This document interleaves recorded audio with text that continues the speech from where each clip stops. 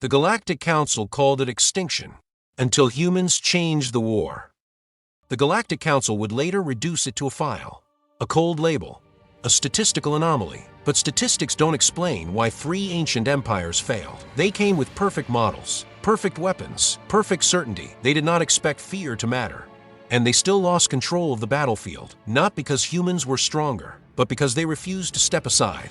The battlefield drifted in silence, broken only by the slow rotation of wreckage. Massive alien warships, symbols of empires that had ruled star systems for millennia, floated lifeless, their hulls split open, their shields burned out, their formations shattered in ways no simulation had predicted. Moments earlier, the outcome had been inevitable. 3 great interstellar civilizations had arrived together, an unprecedented coalition driven not by survival, but by ambition. Their fleets were vast, ancient, perfected through countless wars of conquest. They had come to seize something rare, something forbidden, a species, small in number, fragile in body, ancient in mind, a people who carried within their culture a sublime understanding of magic and hidden cosmic forces, not as weapons but as balance. Knowledge whispered through rituals older than recorded galactic history. Knowledge that could shape reality, alter perception, and bind entire civilizations under invisible chains. The empires did not see wisdom. They saw power, and power, in their doctrine, existed only to dominate. The species had fled. Refugees now, scattered among ruined stations and collapsing jump routes, their worlds already marked for erasure. No fleet had answered their call for help. Except one. Human ships now formed a defensive line between the refugees and annihilation. The formation was uneven, improvised, scarred by earlier engagements. Hulls burned, engines sputtered. Several vessels should not have been operational at all. They were not warships by Imperial standards, converted freighters, refitted exploration craft. Civilian hulls wrapped in layered armor plates and weapon systems welded on wherever there had been space. The Coalition's command predicted total collapse within minutes. Instead, the humans advanced. Sensors confirmed the rationality of the maneuver. Human vessels accelerated directly towards superior firepower, closing distance instead of retreating. Several ships vented atmosphere. Others bled plasma trails as if already dying, and still the formation held. An alien commander, his species renowned for flawless emotional suppression, paused his tactical feed longer than protocol allowed. His claws hovered above the command interface as confusion crept into his voice. "These ships," he said quietly, "are not retreating." Another officer responded with certainty. "They are cornered. They will break." But the humans did not break. A human transmission pierced the battlefield, broadcast openly, unencrypted, as if secrecy no longer mattered. The message was short, almost ceremonial. "We are here. You will not pass." The alien officers exchanged glances of disbelief. The message carried no threat, no negotiation, no demand, only finality. It was then that the first true fear entered the Coalition's command structure, because no strategic doctrine, no matter how ancient or refined, had accounted for a species willing to die for knowledge it could never fully control, for allies that offered no material gain, for principles that could not be quantified. One commander, observing the human line refuse to collapse under overwhelming pressure, recorded a personal note that would later be cited in every Major War college across the Milky Way. They know they cannot win, and yet they are preparing to die for someone else. The Coalition commanders did not understand the motivation. They had offered the humans safety, withdrawal corridors, immunity, even partial access to the knowledge once it was seized. The humans refused. They had been warned of extinction. They acknowledged the warning. And still they stood, strategic projections updated in real time. Human fleet size, insufficient. Technological parity, non-existent. Survival probability, 1.7%. The conclusion was unanimous. This is not resistance, one council analyst stated, is species-wide suicide. And yet, something felt wrong. Human vessels began adjusting positions, not chaotically, but deliberately. Damaged ships moved into exposed lanes. Heavily armored ones drifted backward as if inviting pursuit. Formation geometry shifted in patterns unfamiliar to Coalition algorithms. It looked sloppy.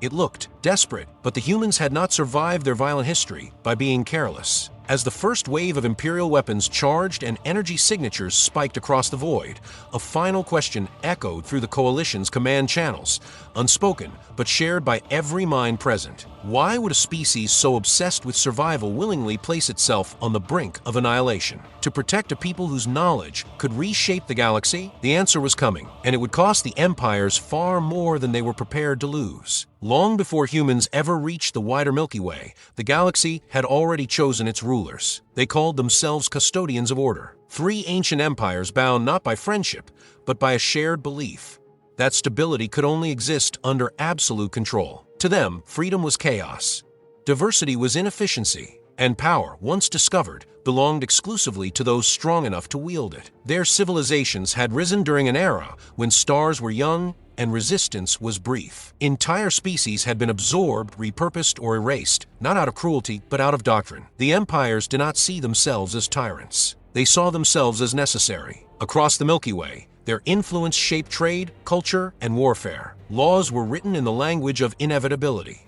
Worlds complied not because they believed, but because resistance had long proven meaningless. And then there were the Keepers of the Veil, the ancient species now under human protection. They existed quietly, hidden in regions of space considered strategically irrelevant. Their cities were built not around industry or conquest, but around balance, structures aligned with forces most civilizations had forgotten how to perceive. They did not worship magic, they understood it. Their knowledge spoke of unseen currents, of emotional resonance shaping reality, of forces that responded not to machines, but to intention and sacrifice. To the Keepers, power was a responsibility, never a weapon. To the empires, it was the final missing piece. Control minds instead of armies. Break resistance before it forms. Turn belief into obedience. The moment imperial scholars confirmed the authenticity of the Keepers' knowledge, their fate was sealed. The coalition was formed not for defense, but for acquisition. And when discussions turned to potential resistance, the human question arose. Humans were recent arrivals by galactic standards, fragmented, politically unstable, technologically inconsistent. Their history was filled with internal conflict, ideological fractures, and wars that nearly wiped themselves out. Imperial analysts categorized them quickly: emotionally volatile, strategically creative, but undisciplined, biologically fragile, not a threat. When reports confirmed that humans had aligned themselves with the Keepers, the reaction within the coalition was almost amused. They are acting out of sentiment, one counselor declared. Santimin fadas. Humanity was offered a choice: withdraw and live, or interfere and be erased. The response came not from diplomats, but from civilian channels, military outposts, and independent fleets. There was no grand speech, no unified declaration, just movement. Human ships rerouted, supply lines vanished, colonies emptied. What little formal structure humanity possessed dissolved overnight, replaced by something far more dangerous: purpose. The coalition mistook this chaos for weakness. They believed humans were reacting emotionally, without plan or foresight, that they were driven by empathy alone, blind to consequence. What the empires failed to understand was simple: human emotions did not cloud judgment. They sharpened it. As the coalition finalized invasion timetables and calculated casualty tolerances, human forces quietly embedded themselves deeper into the conflict zone. They did not defend planets, they defended people. And in doing so, they positioned themselves exactly where the empires least expected them to be: between overwhelming force and fragile hope. To the coalition, this was arrogance. To the humans, it was obligation. The war had not officially begun yet, but the first and greatest mistake had already been made. The empires believed they understood humans. They were wrong, and soon, the galaxy would pay the price for that misunderstanding. The coalition did not declare war on humanity, not officially. From the perspective of the empires, that would have implied the humans were worthy of such recognition. Instead, the conflict was framed as a containment operation, a temporary inconvenience on the path to absolute control. The human presence near the Keepers of the Veil was labeled an obstacle, one that would remove itself naturally once exposed to real power. To accelerate that outcome, the coalition extended what it considered a mercy. A single directive was transmitted across open channels, translated into every known human dialect with meticulous precision. Withdraw your forces. Abandon the Keepers. Survive. There was no threat attached to the message, no ultimatum. The implication was clear enough. Human analysts, diplomats, and military commanders across dozens of fragmented factions listened in silence as the transmission played and replayed. Then came the second message. A proposal. The coalition offered the humans a task, one that would allow them to preserve dignity while ensuring their own removal from the conflict. The mission parameters were delivered as a courtesy. Human vessels were to escort a decoy convoy through contested space, drawing attention away from the main Imperial advance. The operation carried no strategic value, no meaningful reward. The survival estimate was included: 0.3%. The coalition expected outrage, protests, desperate bargaining. What they received instead was Acceptance. Human command channels did not erupt in chaos. There were no emotional broadcasts, no pleas for reconsideration. Across countless ships, human crews reviewed the mission details, cross-checked projections, and acknowledged the risk. Then they volunteered. Not a few. Thousands. Freighters stripped of cargo. Exploration vessels retrofitted overnight. Mining ships converted into armored hulks. Crews signed on knowing full well what the numbers meant. The coalition's observers were confused. Why accept certain death? The human response, recorded later in fragmented logs, was disarmingly simple. If they're chasing us, one human captain stated, they're not chasing them. The empires failed to see the danger in that sentence. To them, sacrifice was a flaw, a sign of desperation, a biological weakness. They categorized the human response as emotional instability and add just nothing. What they did not realize was that the mission had already failed because humans had never accepted it on the coalition's terms. Human engineers tore apart the mission framework within hours. Routes were altered, ships reassigned, command authority decentralized completely. There would be no single leader to decapitate, no central node to destroy. Every human ship became its own command. The coalition noticed anomalies in human fleet behavior, but dismissed them as logistical incompetence. After all, human technology was crude, their coordination inconsistent. They mistook improvisation for disorder. As the decoy convoy launched, coalition sensors locked on immediately. Imperial fleets adjust formation and pursued with confident efficiency. The trap had been set, but not the one the empires believed they were laying. As the human convoy crossed into contested space, engines flaring unevenly, hulls already scorched from earlier skirmishes, one final human transmission was recorded, broadcast quietly across human channels only. No speeches, no heroics, just a single directive. Do not survive alone. The coalition watched the human ships advance and concluded the same thing they always had. The humans had chosen extinction. What they did not understand, what they could not understand, was that humans had just taken the first step toward redefining how wars were fought in the Milky Way. And this time, the cost would not be paid by them alone. The first anomaly did not appear on sensors. It appeared in behavior. Coalition fleets tracked the human decoy convoy with mechanical precision. Trajectory, speed, fuel output, everything suggested panic-driven retreat. Human ships scattered, regrouped, and scattered again, bleeding energy signatures across the void. Imperial analysts smiled. "This is what collapse looks like," one officer remarked. Then the first human ship should have gone dark. It didn't. Direct hits tore through its hull, rupturing compartments and venting atmosphere. Life support systems failed. Any other species would have lost the vessel within seconds. Instead, the ship continued forward. Internal recordings later recovered showed human crew members operating in conditions classified as unsurvivable. Blood floated freely in zero gravity. Limbs were secured with makeshift bindings. Painkillers were administered well beyond recommended limits. And still, the ship accelerated. Coalition medics reviewing the footage were unsettled. Human biology did not shut down under trauma the way theirs did. Pain did not incapacitate them.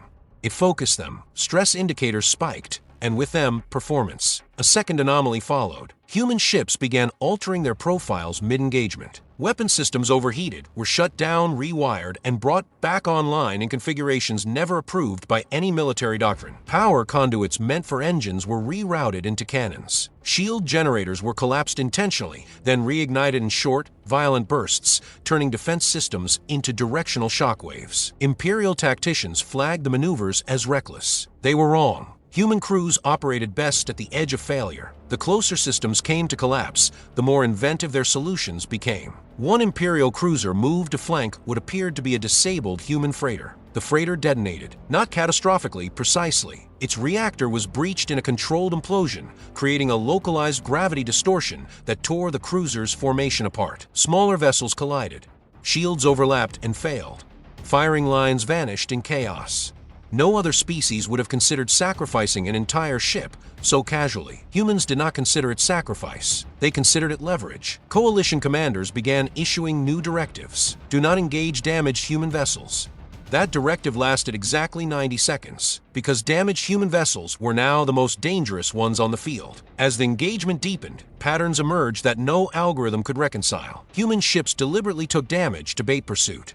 Crews broadcast false distress calls, knowing the empires would interpret them as genuine weakness. Every response triggered another trap.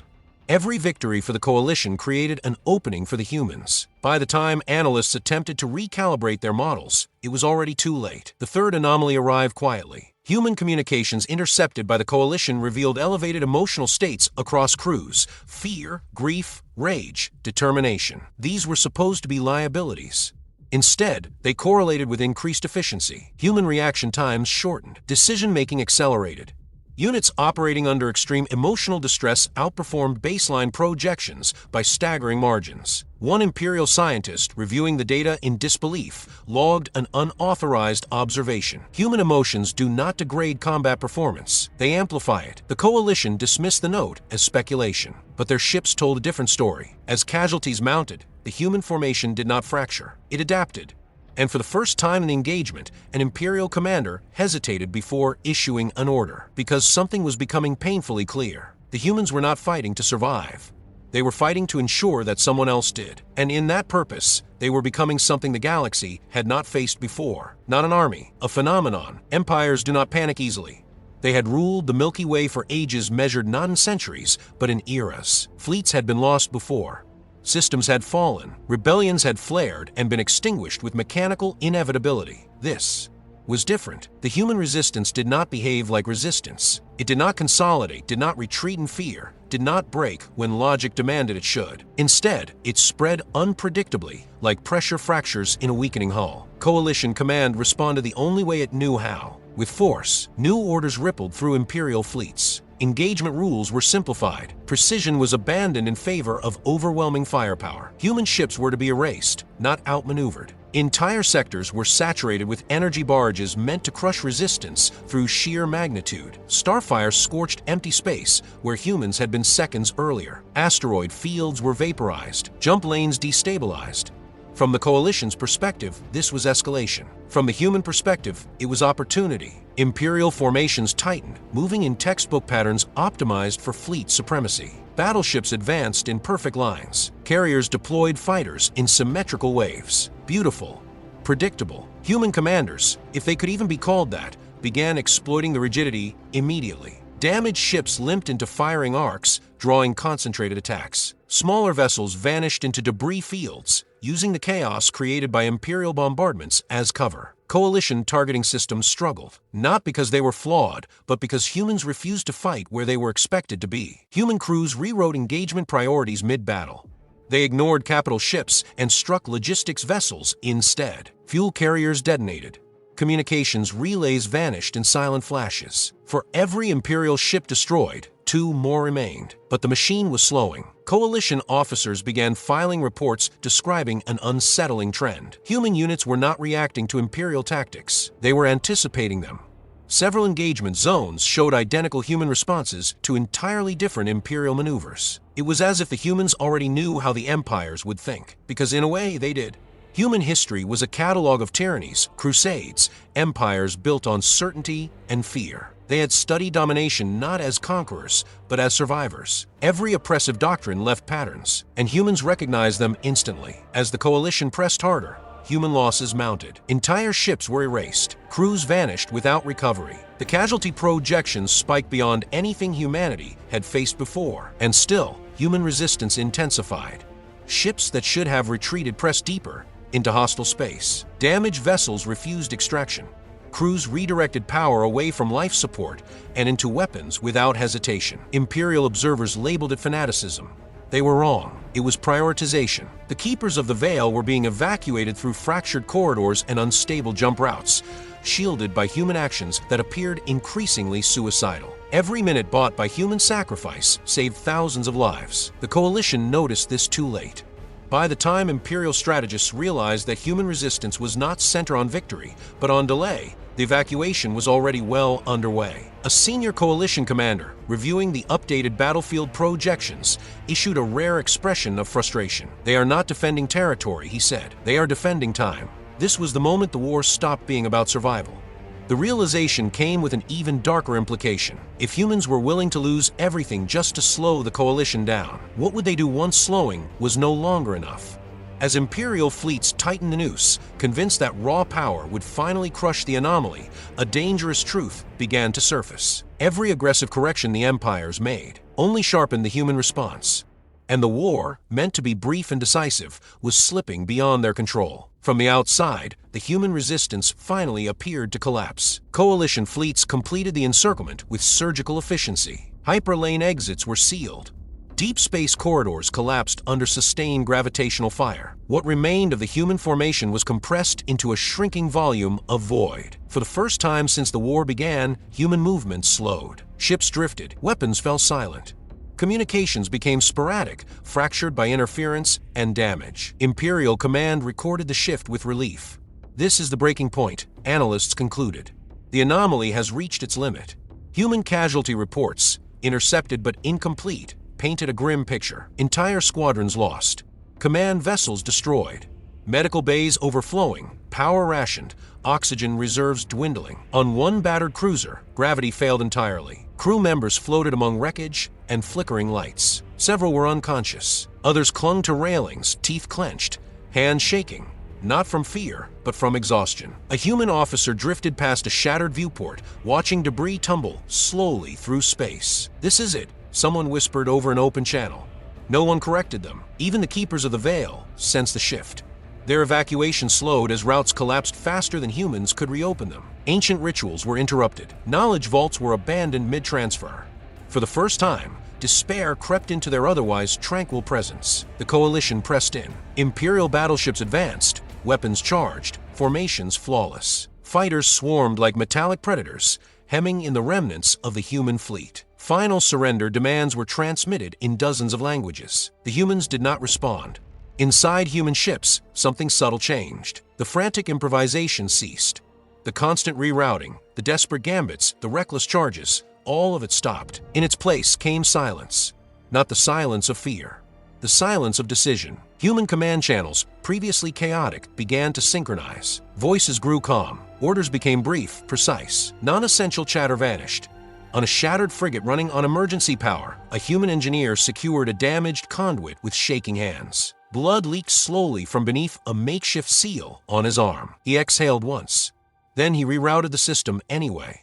Across the fleet, similar choices were being made. Crews sealed off compartments without checking who was still inside. Power was stripped from engines and fed into systems no one had touched since the war began. Imperial sensors detected the changes and dismissed them as last gasps. But the keepers of the veil felt something else entirely. Their emissaries reported a rising disturbance, not in space, but in the unseen currents beneath it. Emotional pressure rippled outward, resonating with ancient forces long dormant. Fear, grief, rage, resolve. Human emotions were converging, not spiking chaotically as before, but aligning, focused into a singular intent. Survival was no longer the objective. Victory was no longer the objective. Meaning was, the coalition issued the final order. Begin annihilation. Imperial cannons charged, bathing the void in cold, merciless light. Human ships did not flee. They did not scatter. They aligned. For a heartbeat, the galaxy seemed to hold its breath. And then, something moved beneath the battlefield. Something ancient. Something that had been waiting. The first sign was not light. It was silence. As Imperial cannons reached full charge, a pressure swept through the battlefield that no instrument could measure. Sensors reported contradictory data. Mass without gravity, energy without emission, motion without displacement. Coalition systems began to stutter. Then the Keepers of the Veil spoke. Across human ships, their voices echoed, not through comms, but through thought itself. Ancient, layered tones resonated in the minds of exhausted crews. You are forcing open a door that was never meant to open. Human commanders had no time to question the warning, because space itself began to bend. Not tear, not collapse. It bent like fabric pulled too tightly by invisible hands. At the heart of the human formation, something awakened. Not an entity, not a weapon, but a field. An alignment between human emotional output and the arcane lattice the Keepers had guarded for millennia. Imperial observers watched in disbelief as human ships, damaged, powerless, half-dead, became anchors. Fear turned into mass. Rage turned into momentum. Grief turned into gravity. The battlefield dimmed as stars near the engagement zone faded, their light swallowed by a swelling distortion centered on the humans. Coalition weapons fired. The beams vanished mid-flight. Not deflected, unwritten. Energy signatures collapsed into nothingness, erased as if they had never existed. Missiles lost their guidance and spiraled harmlessly away. Panic rippled through the Imperial command. Identify the phenomenon. No answer came, because there was no precedent. The Keepers had always believed the arcane forces they guarded required emotional neutrality, detachment, discipline, transcendence. Their entire civilization was built around restraint. Humans were the opposite, and that was the key. Human emotion did not stabilize the ancient forces. It fed them. Within the distortion, ghost-like structures emerged, patterns of light and shadow resembling ancient symbols long forgotten even by the Keepers. The lattice was not activating on its own. It was responding to will, to refusal, to a species that had never accepted extinction quietly. A human voice broke through the silence. Low, steady, we're still here. That was all. The distortion surged. Imperial cruisers closest to the field found their hulls under impossible strain. Armor folded inward. Internal gravity inverted violently, crushing crews against ceilings and bulkheads. One battleship attempted an emergency jump. Space refused. Its drive tore itself apart, shredding the vessel from the inside out. Coalition fleets scrambled, formations dissolving as commanders issued conflicting orders. Retreat. Regroup. Fire again. Nothing worked, because this was no longer a battle of ships. It was a confrontation of intent. The humans did not control the phenomenon. They embodied it. Every loss, every sacrifice, every moment of defiance had layered into something vast and terrible and beautiful. The Keepers of the Veil watched in awe and fear. They had protected this knowledge for eternity, believing it too dangerous for the galaxy. Yet it was humanity that had unlocked it, not through study, but through suffering. As the distortion reached its peak, a realization struck the Coalition command with horrifying clarity. This was not a weapon the humans had found. This was something they had always been capable of. Something no empire, no doctrine, no algorithm had ever accounted for. The impossible was not awakening. It had merely been waiting for humans to decide they had nothing left to lose. The distortion did not explode. It advanced.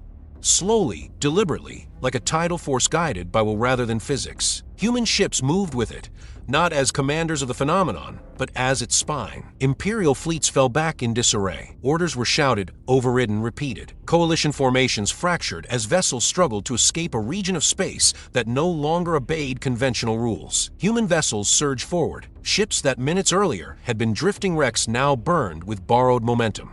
Hull breaches sealed under unnatural pressure. Systems long dead flickered back to life, not repaired but overridden. Human gunners fired weapons that should not have functioned. Energy outputs exceeded theoretical maximums. Barrels melted, capacitors ruptured. They kept firing. Each human strike landed with impossible precision. Capital ships lost shields in cascading failures. Command vessels vanished in flashes of folded space, crushed into themselves without explosion. Coalition defenses, once unassailable, were unraveling, and the humans did not advance uniformly. They hunted. Small strike groups peeled off, plunging deep into Imperial formations, targeting flagships, relay nodes, and command cores with surgical intent. Human pilots flew directly through overlapping firing arcs, trusting reflex and instinct over instrumentation. They were right to do so. Imperial targeting systems lagged behind human motion.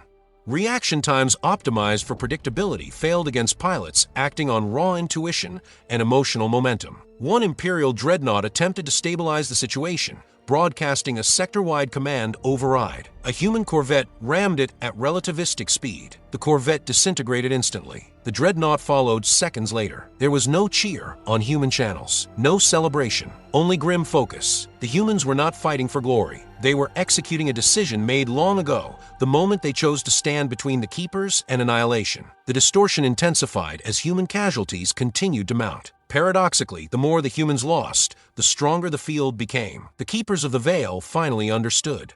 This force was not powered by survival. It was powered by refusal. Refusal to submit. Refusal to abandon allies. Refusal to let tyrants dictate the fate of the galaxy. Imperial fleets attempted mass withdrawal. Some succeeded. Most did not. Jump drives misfired.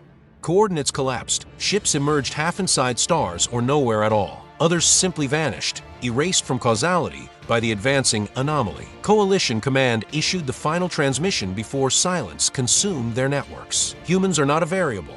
They are a catastrophe. As the battlefield cleared, wreckage drifted in the aftermath of something the galaxy would struggle to name. Not a victory, a warning. The human fleet slowed at last, the distortion receding as exhaustion finally caught up with living bodies pushed far beyond their limits. Many ships went dark. Some would never power on again, but the path was clear.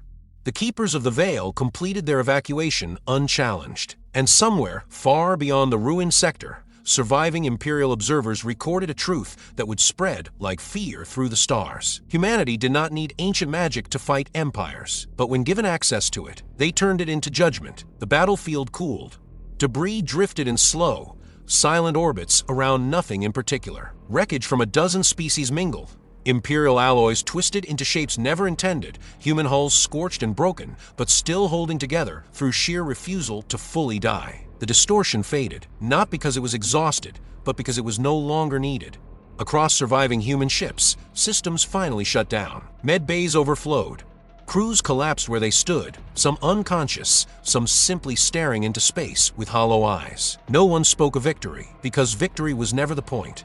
Far beyond the shattered sector, the consequences began to spread. Imperial councils convened in emergency sessions. Entire command hierarchies were purged overnight. Generals disappeared. Scientists were silenced. Analysts who had underestimated humanity were reassigned or erased. Official reports described the battle as a localized anomaly. Privately, it was called something else. A precedent. For the first time in recorded galactic history, an expansionist coalition had failed to take what it wanted, not because of superior technology or numbers, but because a species had chosen to stand in the way and refuse extinction for someone else. Other civilizations noticed. Border worlds went quiet, watching human space with new eyes. Mercantile guilds halted contracts with imperial fleets. Fringe species, long oppressed, began whispering a forbidden question. If humans can do this, what happens if they choose to do more? Among the Keepers of the Veil, the impact was even deeper. Their civilization had survived by hiding, by believing that restraint was the only path to preservation. For millennia, they had assumed that exposure meant annihilation. Humanity shattered that belief. Keeper archives recorded the event under a new classification. Not war, not defense, but intervention, a deliberate act of moral alignment, so extreme it bent forces older than stars. Yet the Keepers also recorded a warning. Humanity had not mastered the ancient lattice. They had brushed against it, and what responded was not bound by Keeper law or ritual. It responded to human nature. That frightened them more than any empire ever had. In human space, the story spread slowly. Fragments of footage leaked. Testimonies emerged. Names of ships lost, crews gone, decisions made without hope of return. Public reactions varied. Some called the defenders heroes. Others called them reckless. A few asked the uncomfortable question no one wanted to answer. What happens the next time humans feel this strongly about something? Human Command issued a single statement. Brief. Unadorned, we did what was necessary. Nothing more. No threats. No declarations. But the message carried weight. Because every empire now understood something they had never accounted for before. Humans did not seek dominance. They did not crave conquest. But when confronted with injustice, they escalated beyond prediction. As the galaxy recalibrated its models and redrew its assumptions, one truth became impossible to ignore. Humanity had not changed the balance of power. They had changed the rules of engagement. And the stars would never forget the day a young species reminded ancient empires what it meant to fight for someone else. Time passed, not measured in cycles of war or shifts of power, but in quiet moments where the galaxy tried to understand what had happened. Human space returned to something resembling normality. Shipyards worked without spectacle. Wounded crews healed slowly. Names were carved into digital memorials and never spoken loudly. The humans did not celebrate. They never had. Across the Milky Way, Imperial fleets avoided certain sectors entirely. Navigation charts were quietly updated with zones marked not as dangerous, but as uncertain, because uncertainty terrified empires more than weapons ever could. The Keepers of the Veil completed their resettlement far from known hyperlanes. Their knowledge vaults remained sealed, their rituals intact. Yet something had changed within them. They no longer believed they were alone in bearing the burden of restraint. A final Keeper envoy transmitted a message to Human Command, encrypted, layered, meant to be understood only by those who had stood in the distortion. You did not wield our knowledge. You reminded it why it exists. No reply was sent. Human leaders understood something the galaxy did not. That power, once revealed, never truly sleeps again. In scattered systems, oppressed species began resisting more openly. Small acts at first, delayed tributes, sabotage convoys, refusals disguised as accidents. They were not inspired by human strength. They were inspired by human choice. The knowledge that someone somewhere had stood against inevitability and won not by dominance but by defiance. And humans? They returned to the margins, not because they were weak, but because they knew something now. They had seen what lay beneath the rules of reality. They had felt the galaxy respond to emotion, to conviction, to sacrifice, and they understood the cost. One human veteran, when asked why they fought for a species that could offer them nothing in return, answered simply, because they asked us not to let them disappear. No empire ever understood that logic. No algorithm could quantify it. But the galaxy had just around it nonetheless. Somewhere in the dark between stars, ancient forces stirred again, not awakened, but aware. Aware that there existed a species capable of touching them without reverence or fear. A species that did not seek power, but would wield it without hesitation if the alternative was silence. And so the Milky Way learned a final lesson. Humans are not the strongest. They are not the oldest. They are not the most advanced. But when the moment comes, when the choice must be made, they will stand, and the universe will move.